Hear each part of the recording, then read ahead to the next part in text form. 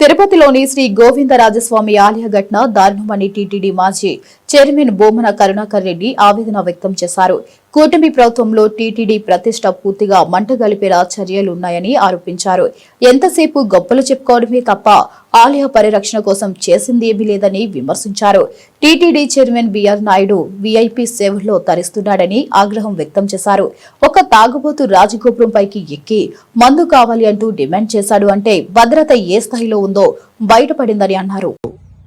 మరొక ఘోర అపచారం జరిగిపోయింది.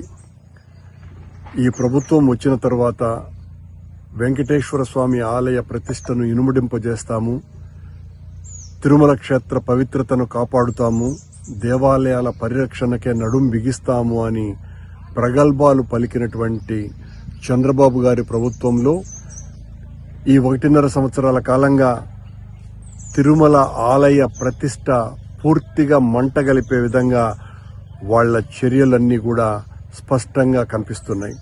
ఎంతసేపు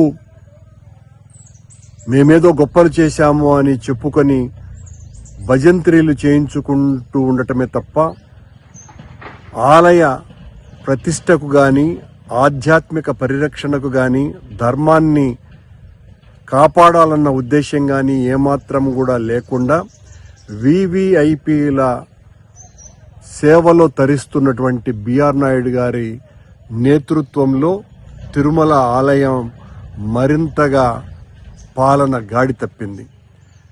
సాక్షాత్తు వెంకటేశ్వర స్వామి అగ్రజునిగా పూజలు అందుకుంటున్నటువంటి టీటీడీ ప్రధాన ఆలయాలలో ఒకటైనటువంటి గోవిందరాజస్వామి ఆలయ రాజగోపురం మీద ఒక తాగుబోతు కలశాల మీదకి వెళ్ళి అక్కడున్నటువంటి చిన్న విగ్రహాలను కాళ్లతో తొక్కుతూ అక్కడి నుంచి నాకు మందు కావాలి అని డిమాండ్ చేస్తున్నాడు అని అంటే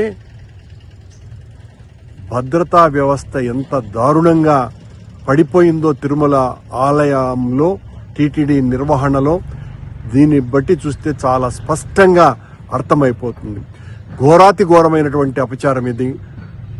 మట్ల మహారాజుల కాలంలో నిర్మించినటువంటి రాజగోపురం తిరుపతి పుణ్యక్షేత్రానికే అది ఒక ఐకానిక్ గోపురంగా ఉన్నటువంటి ఆ గోవిందరాజస్వామి రాజగోపురం మీద ఒక తాగుబోతు ఈ రకంగా పైకెక్కి, అందులోనూ ఆ తాగుబోతు పవనానంద స్వాముల వారి వీరాభిమానాన్ని కూడా తెలుస్తోంది. ఎక్కడికి పోతున్నాం?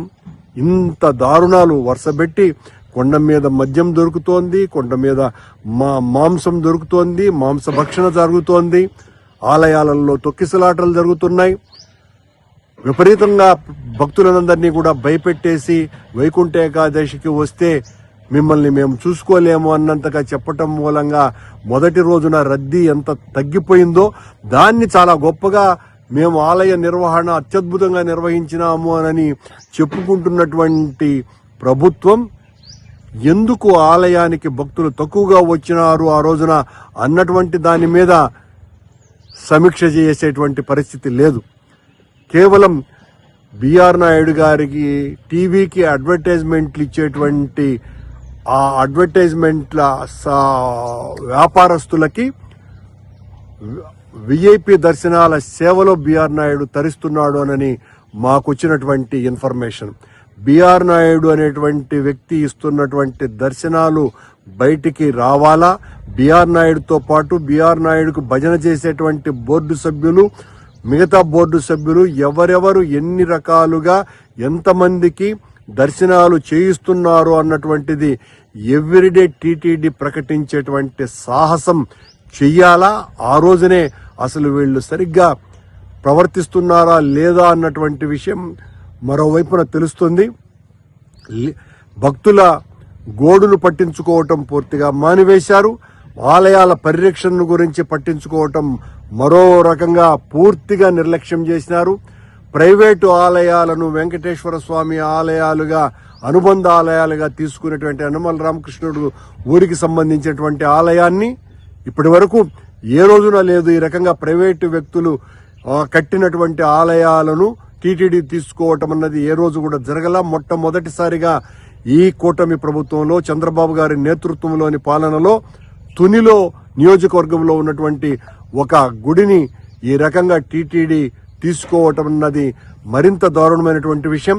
సాక్షాత్తు గోవిందరాజస్వామి రాజగోపురం మీదనే ఒక తాగుబోతు వెధవ పైకెక్కి ఈ రకంగా నాకు మద్యం కావాలి అని డిమాండ్ చేశాడు అంటే ఎంత బరితెగింపుకు అవకాశం కల్పిస్తున్నది ఈ ప్రభుత్వం. ఈ ప్రభుత్వం ఎంతసేపు జగన్మోహన్ రెడ్డి గారి మీద మా మీద దాడి చేస్తూ మేమేదో అన్యాయం చేశామనే మాటలు చెప్పటమే తప్ప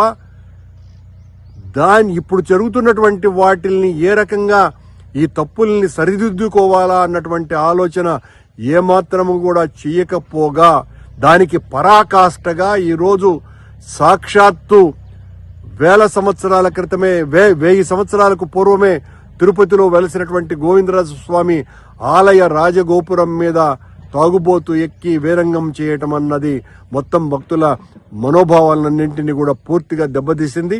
ఇలాంటి వాటి మీద కఠినమైనటువంటి చర్యలు తీసుకోవాల్సినటువంటి అవసరం ఉన్నది. ఈ కూటమి ఈ ప్రభుత్వం ఏమాత్రము కూడా ఆధ్యాత్మిక పరిరక్షణకు పూనుకోవటం లేదు. ఈ కూటమి వైదిక ధర్మాన్ని కాపాడటం లేదు. కేవలం సీఎంఓ నుంచి వచ్చేటువంటి వీవీఐపీలకు దర్శనం కల్పించటము, కొండ మీద ఉన్నటువంటి ఛానల్స్ అందరికీ కూడా పత్రికా విలేకరులందరినీ కూడా మేనేజ్ చేయటం ద్వారా ఎవరు ఎవరిని దర్శనం చేయించుకుంటున్నారు ఇలాంటి విషయాలన్నీ కూడా బయటికి రాకుండా చేస్తున్నారు. ఇవన్నీ కూడా తొందరలోనే మేమే దీని మీద పరిశోధన చేస్తున్నాం. ఖచ్చితంగా తొందరలోనే బయట పెడతామని తెలియజేస్తూ ఈ సంఘటన అత్యంత దారుణాతి దారుణమైనటువంటి విషయం అన్నటువంటి విషయాన్ని గుర్తు చేస్తూ సెలవు.